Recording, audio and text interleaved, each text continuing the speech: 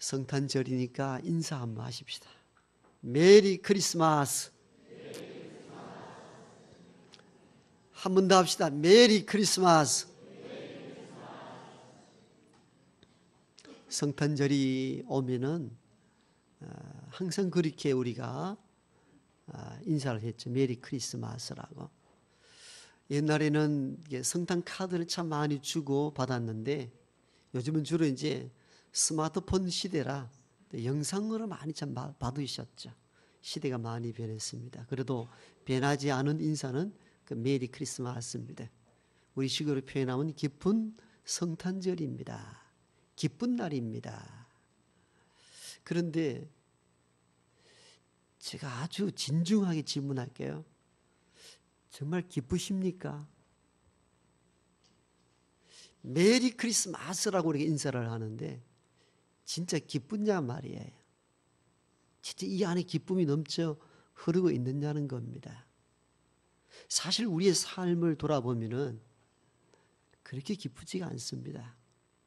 성탄절이기 때문에 이전에 해왔던 그 인사말로 메리 크리스마스를 했지만도 말 그대로 기쁜 성탄절입니다라고 했으나 우리 마음은 그렇게 기쁘지가 않단 말이에요. 왜? 살기가 팍팍합니다. 취업난이 있죠. 경제적으로 더 나아진 것이 없습니다. 교회에 나와 예배 드린 지도 10수년이 지났는데 내 삶에는 변화가 없습니다. 그때나 지금이나 삶의 모습이나 경제적으로나 좀 나아질 줄 알았는데 언제나 그 자리입니다.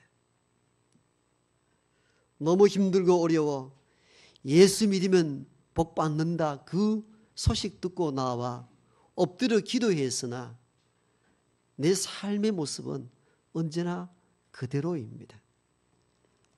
한때는 울며 이 고통을 면해달라고 그렇게 기도했는데 하나님은 여전히 침묵해 계시고 내 삶에는 여유가 없습니다.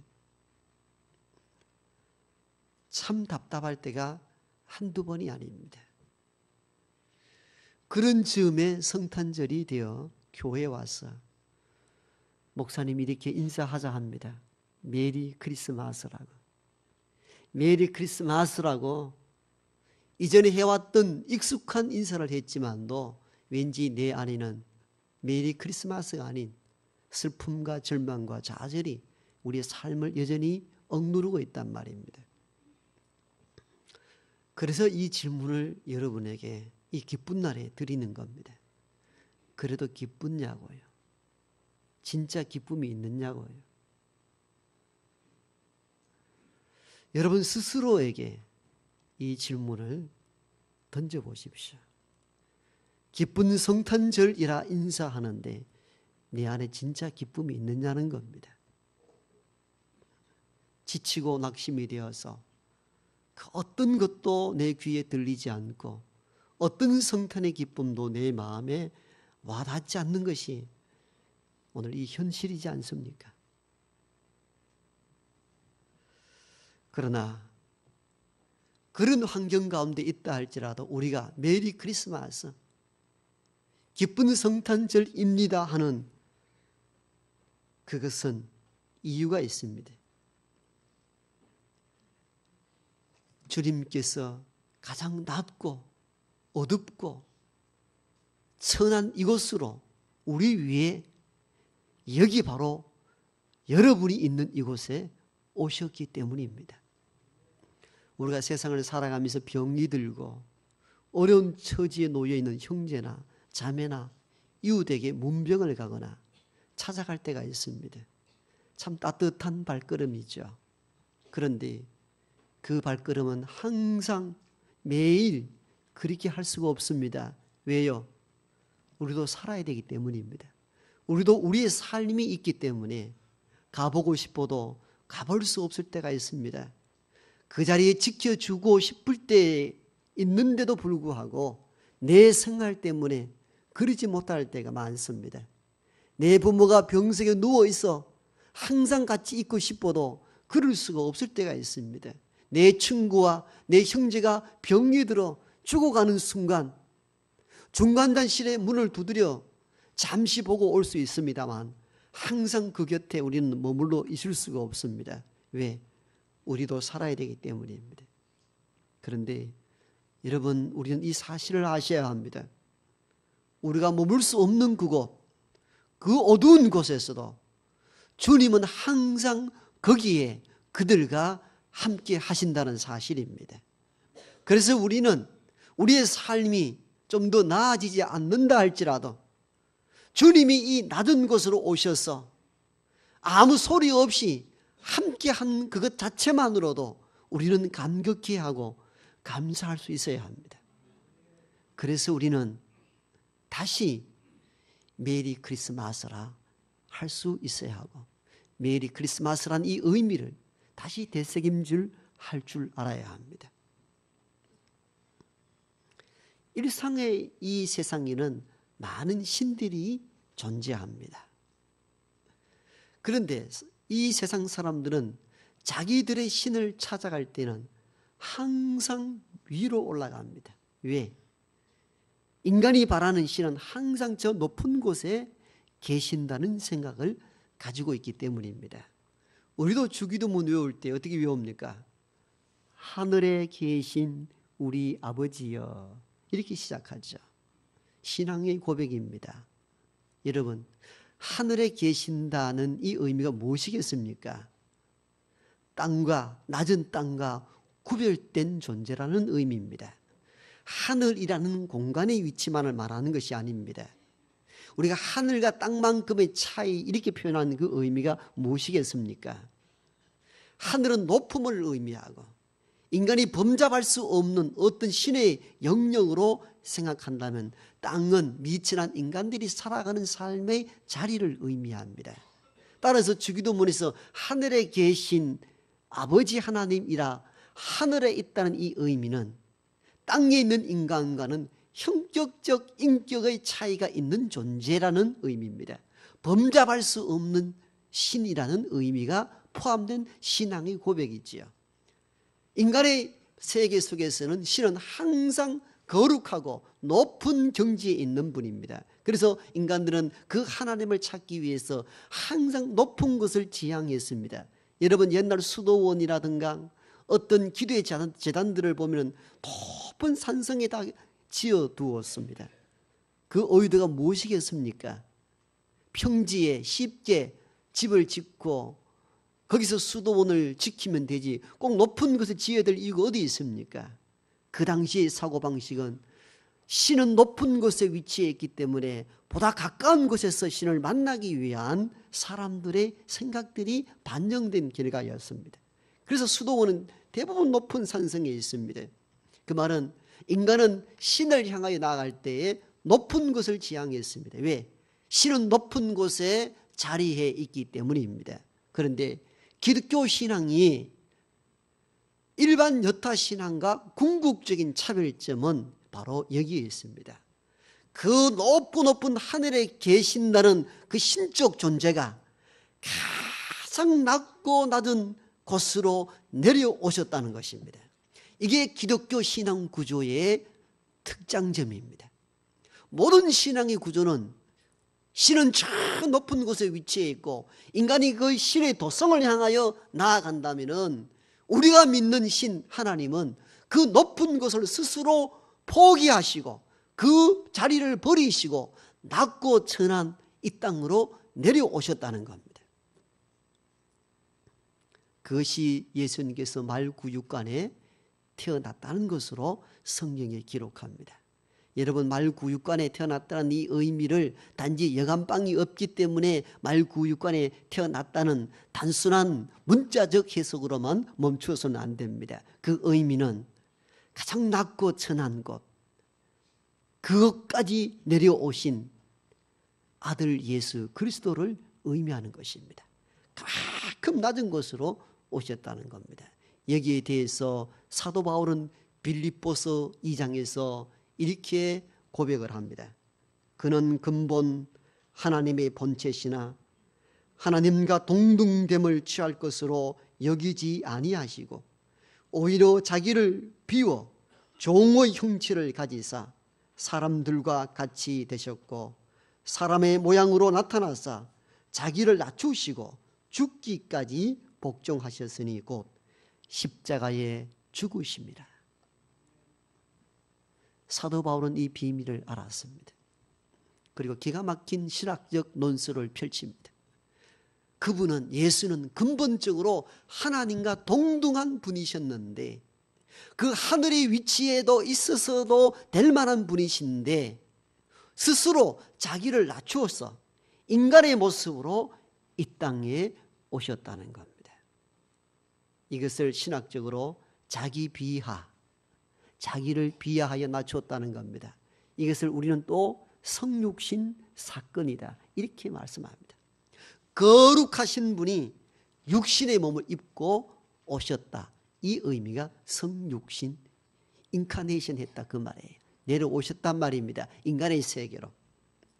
왜요? 신은 고상하고 신은 품격이 있어야 됩니다. 그래야 신을 향하여 나아가지요. 그런데 그 품격이 있고 고상하셔야 될 신이 우리의 모습으로 이 땅에 오셨다는 겁니다. 당시에 하나님을 믿었던 유대인들이 이 예수를 가장 극렬하게 반대했던 이유가 뭔지 아세요? 고상하고 인격 있으신 하나님이 어떻게 우리와 똑같은 인간이 될 수 있느냐는 거예요. 이걸 받아들일 수가 없었던 거예요. 그러니까 예수가 하나님의 아들이다, 신이다 이야기하니까 이는 하나님을 모독하는 행위로 여겼습니다.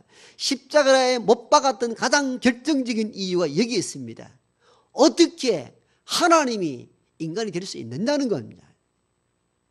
그 초기의 신학 논쟁은 바로 예수 그리스도의 인성과 신성에 대한 논쟁의 시작이었습니다. 어떻게 신이 인간의 몸을 입고 있을 수 있느냐는 거예요. 인간은 타락하고 인간은 육체는 부족한데 어떻게 인간이 될 수 있느냐는 거예요. 굉장히 충격적인 사건이죠. 그래서 바울이 이걸 변증하는 거예요. 그는 여러분들 유대인들 너희들 생각할 때 하나님과 본체 동일한 분이 맞다. 그럼 왜 인간이 육체의 몸을 입고 왔느냐? 우리와 똑같이 되어서 인간의 아픔을 느끼고 인간이 어디로 가야 될지 알지 못하기 때문에 그들을 구원의 길로 인도하기 위해서 스스로 육체를 몸을 입고 이 땅에 오셨다는 겁니다. 이 말씀을 이해하셨습니까? 하나님은 예수님이로 몸으로 오시기 전에 선지자를 통하여 수없이 많이 회개하라 요청하고 말씀을 많이 했는데도 불구하고 인간은 그를 알지 못하고 항상 어둠의 길로, 악의 길로 빠졌습니다. 많은 선지자를 보내서 이 길이 바른 길이고 이 길이 구원의 길이라고 가르쳐 주었지만도 거절하고 따르지 않았습니다. 그래서 하나님이 결정적인 마음을 먹습니다. 내가 인간이 되어야 되겠다. 인간이 되어서 인간의 모습으로 나타나서 그들이 보는 눈앞에서 그들을 사랑하고 내가 죽어가면서 내가 얼마나 너희를 사랑하는지 보여주시겠다는 겁니다. 이것이 성육신 사건이며 그 다음의 사건이 십자가 사건입니다. 그렇게 해서 이 땅에 오신 거예요. 왜? 인간이 무지하기 때문입니다. 인간이 하나님의 뜻을 다 알지 못하기 때문에 스스로 인간이 되셔서 우리를 이끌어 가신 것이죠. 이전에 제가 이런 예화를 들었죠. 어떤 시골 작은 교회에 관리 집사도 안 계신 목사님 혼자 주일을 보내고 난 뒤에 청소를 합니다. 창문을 열어놓고 청소를 하는데 작은 새 한 마리가 교회 안에 들어왔습니다.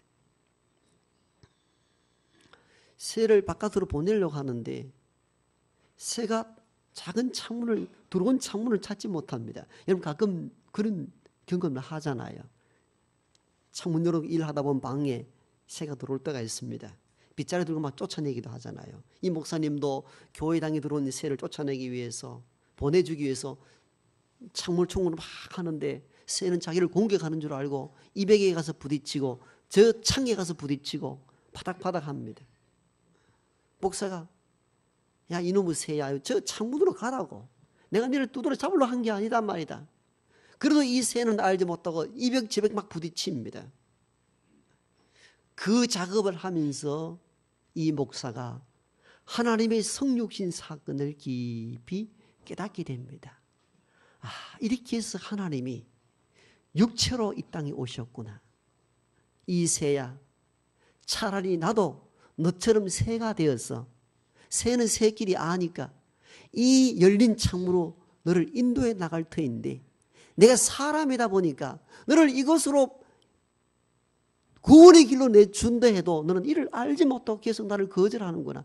차라리 내가 새가 되었더라면 너를 이끌고 바깥으로 나갔을 터인데, 그 느낌이 오는 순간 하나님이 인간이 되었다는 놀라운 사실들을 깨닫게 됩니다.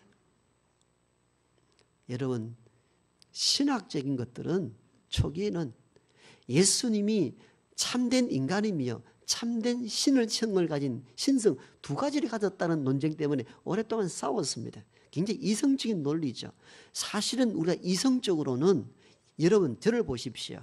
제가 만약 예수님이라면은 인간임과 동시에 하나님이라 이해가 됩니까? 이성적 이해는 불가능합니다. 그런데 이 목사가 새를 쫓아내 보내면서 하나님의 마음을 안 거예요. 왜 하나님이, 신적 하나님이 인간으로 이 땅에 오셨는가? 왜 오셨는가? 우리 인간들은 어디로 가야 될지 알지 못한다. 하나님은 너무나 높으신 분이시고 무슨 말씀을 해도 알아듣지를 못하니까 똑같은 모습으로 인간이 오신 예수 그리스도를 통하여 어디가 구원의 길인지를 알려주시고 십자가 죽으심으로 하나님이 너희를 얼마나 사랑하셨는가를 몸소 보이신 것입니다. 그래서 예수님께서 그 하늘의 귀한 자리를 포기하시고 이 땅으로 내려오셨고, 이 땅으로 내려오신 이 날들을 성탄절이라 하여 우리가 기뻐하고 즐거워하는 이유가 여기에 있습니다. 오늘 본문에 보면요, 예수님께서 산 위에서 하늘의 보석과 같은 말씀을 전하십니다. 그게 산상보훈이지요. 마태복음 5장, 6장, 7장입니다. 그랬더니 사람들이 예수님의 가르침을 듣고 깜짝 놀랍니다. 예수님의 가르침을 들었던 당시의 무리들이 이렇게 고백합니다. 이는 우리가 이전에 배웠던 서기관하고 다르다. 오늘 놀라운 말씀을 전하니까요. 그래서 오늘 본문에 보니까 많은 무리들이 따랐다 이렇게 기록되어 있습니다. 그런데 주님은 그 많은 무리를 두고 산 아래로 내려옵니다. 오늘 8장 1절이 산에서 내려오사 이렇게 시작이 되죠. 본문이. 여러분이 어떤 말씀을 신통하게 전하거나 어떤 점괘가 놀랍다거나 이렇게 하면은 어떻게 합니까? 저 계룡산이나 저 앞산 그 갓바위 같은 데 쫙 앉아가지고 신통하게 턱턱 점치듯이 이야기만 하면은 사람들이 막 살쪄르매고 올라올 겁니다. 산날에 따라 내려올 필요가 없습니다. 여러분, 갓바위 위에 많은 사람들이 살 까마치고 왜 올라갑니까? 나름대로 뭐 비밀면 뭐 된다는 생각 때문에 올라가잖아요. 그래서 산 아래 내려올 필요가 없어요. 진짜 도사들은 산 위에 있습니다. 계룡산이라든가. 여러분, 이 본문을 잘 읽어보셔야 됩니다. 자, 예수님이 산 위에서 하나님의 말씀을 전했는데 사람들이 깜짝깜짝 놀랍니다. 이런 한 번도 들어보지 못했던 말씀으로 여기고 예수를 추종하고 따르기 시작하는데 예수님은 산 아래로 내려오십니다. 제 같았으면 그 산 위에 다 안장자리 해가지고 다 멋있게 있었을 것 같아요. 그러면 최 목사님 이래가지고 살보따리 들고 오고 헌금뭉치 들고 오고 저를 위해서 뭐 한 가르침 주십시오. 아마 그랬을 것 같아요. 그 주님은 그걸 포기하고 산 아래로 내려오십니다. 이런 마태복음의 저자 마태는 예수를 산 아래 내려온다는 이것을 단지 장소적 이동을 의미하는 선에서 쓴 문장이 아닙니다. 그분의 역사는 이 땅에 몸으로 내려온 것과 맥을 같이 합니다. 항상 높은 곳에서 추앙받기를 원하는 분이 아니시고 산 아래 낮은 것으로 임재하시는 예수님을 설명하기 위하여 산에서 내려왔다라고 기록한 것입니다. 허투루 이 문장을 읽어서는 안 됩니다. 산내려 내려오고 가장 먼저 만난 이가 누구인 줄 아세요? 세상의 왕이 아닌 가장 버림받은 나병 환자를 가장 처음 만납니다. 여러분, 요한복음 2장에서는요, 처음 기적을 일으킨 자가 가나 혼인지 물을 포도주로 만든 사건이라면 마태복음의 첫 번째 기적은 나병 환자를 고치는 사건으로 시작이 됩니다. 이걸 단순하게 봐서는 안 됩니다. 너무너무 중요합니다. 산날에 내려온다는 것도 너무나 중요한 일이지만도 가장 먼저 내려와서 누구를 만나는가? 나병 환자를 만납니다. 나병 환자가 누군지 아십니까? 우리나라에도 여러분 나병에 걸리면 다 소록도로 다 격리 조치합니다. 부모를 만날 수 없습니다. 형제와 함께 할 수 없습니다. 그 시대에는 더했습니다. 나병에 걸렸다는 그 순간에 모든 것들로부터 격리를 당합니다. 하나님의 천벌을 받은 인생으로 전락하고 말았습니다. 그래서 그 당시에 나병 환자들은요, 이중의 고통을 당하고 살았습니다. 먼저는 고칠 수 없는 천형, 두 번째는 그 병이 자연적 병이 아닌 죄를 지어 징계받은 결과로 여겼습니다.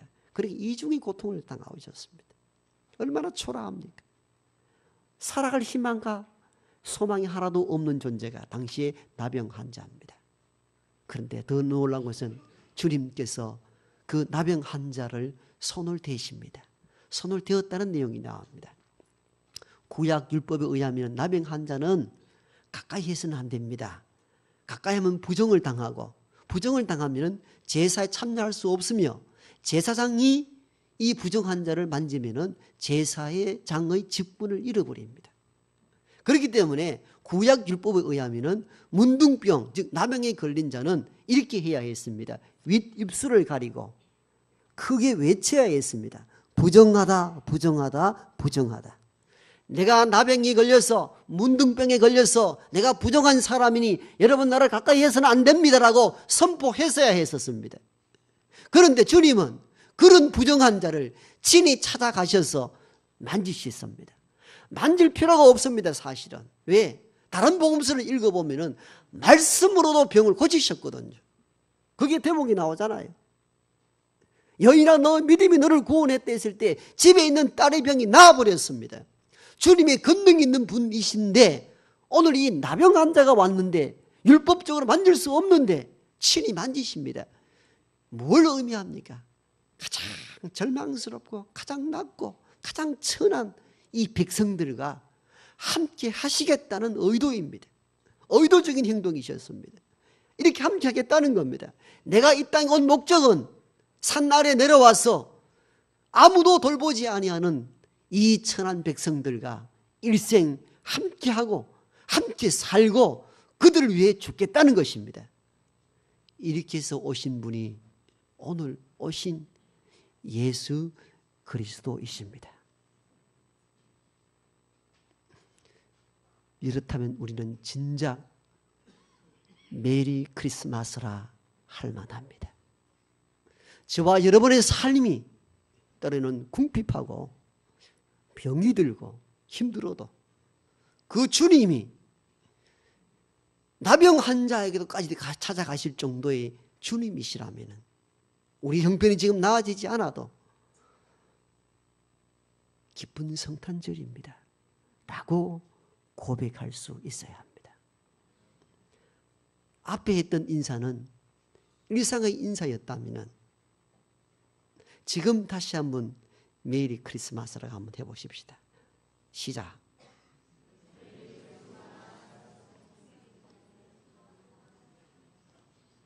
묻습니다. 진짜 메리 크리스마스입니까? 아멘 하지 않습니까? 진짜 메리 크리스마스입니까? 제가 아는 어떤 여인은요, 시골에 여러 자식을 홀로 키우는데 가진 땅도 많지 않습니다. 너무 가난하게 그냥 하루하루 벌어서 겨우 먹고 사는데 병까지 걸렸습니다. 옛날에 시골에 병이 걸리면 굿도 많이 하더라고요. 그 집 보니까 굿도 막 하고 돈도 없는데 굿을 해서 더 가난하죠. 시름시름 할 때니 죽을 날만 기다립니다. 그런 어느 날 그 동네에 전도하는 사람이 그 불쌍한 여인의 집에 찾아와서 기도도 해주고 찬송도 해주고, 몇 달이 지난 난 뒤에 거짓말같이 그 여인이 벌떡 일어납니다. 지식적으로 성경적으로 그 예수가 누군지 모르지만도 나를 고치신 네가 예수라는 사실을 깨닫게 되고 온 가족들을 데리고 교회로 나갑니다.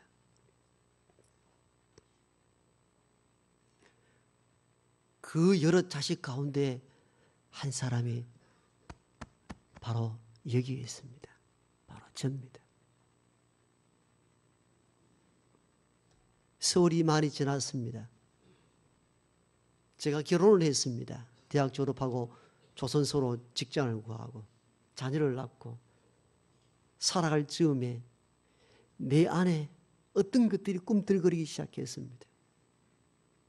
너희 가정, 너희들이 받았던 은혜가 얼마나 큰데 너 혼자 살 거냐는 내적 음성들이 계속 나를 찌르기 시작했습니다. 결국은 다니던 직장을 버리고 신학을 다시 하고 목회를 하게 된 동기는 그 가난하고 죽어가고 아무 소망 없는 그 자리에 찾아오신 그 여인의 예수 그리스도를 이제 전해야 되겠다는 그 소망 때문이었습니다. 그것이 내 삶의 전환점을 이루었습니다. 이론이 아니라 제게 있어서는 예수님이 살아있는 소망이셨습니다. 그것을 나 혼자 두고 살아가기에는 너무나 가슴이 벅찼기 때문에 경제적 궁핍 가운데 있었어도 이 복음을 전해야 되겠다는 서른 소망 일성으로 내 삶을 바꾸었어. 부족하나마 오늘 제가 여러분 앞에 이 예수 그리스도를 증언하는 것입니다. 예수 그리스도는 살아계신 하나님의 아들일 뿐만 아니라 가장 낮은 곳에 오셔서 소망을 주시는 유일한 분이십니다. 여러분, 성탄절이라고 하나의 공휴일이며 절기이기 때문에 기뻐하는 날로 오해하지 마십시오. 그런 성탄의 의미를 훼손시키는 것입니다. 성탄의 참된 의미는 나같이 못나고 죽을 수밖에 없는 이 자리까지 친히 찾아오시고 친히 낮은 곳으로 오셔서 소망을 주시고 구원을 주시고 급기야는 죽기까지 사랑하시는 그 예수님을 기다리는 자리입니다. 그래서 우리가 이 날이 메리 크리스마스라 하는 것입니다. 왜 그렇게 기쁘고 왜 그렇게 즐겁나? 우리의 삶이 예수님으로 인하여 바뀌었기 때문입니다. 이 은혜가 저뿐만 아니라 여러분에게 임하기를 바랍니다. 그리고 이 놀라운 비밀을 이제는 성전 문 밖을 나가서 자신 있게 외칠 수 있어야 합니다. 예수님만이 유일한 소망이라고 말입니다. 왜 자신이 없습니까? 여러분 스스로가 이 성탄절 날에 이 예수의 소망의 비밀을 다시 회복할 수 있기를 바랍니다. 십수년 교회를 다닌다 할지라도 예수 오심의 의미를 알지 못한다면 아무 의미가 없습니다. 단 한순간만이라도 왜 그 예수가 인간이 되셔서 이 낮은 곳으로 오셨는가에 대한 이 비밀을 회복하기를 원합니다. 습관적으로 다니지 마십시오. 모태 신앙자들을 특히 유의하십시오. 그냥 신앙의 가문 속에 살았기 때문에 억지로 교회 오는 게 아니라 진심으로 성탄절을 통하여 예수를 인격적으로 만날 수 있기를 바랍니다. 그래서 여러분의 삶이 바뀌어지고 내가 살아본 결과 예수 없이 살 수 없다는 사실을 깨달아 예수 소망 이걸 외치며 예수 위에 사는 저와 여러분 되기를 소망합니다.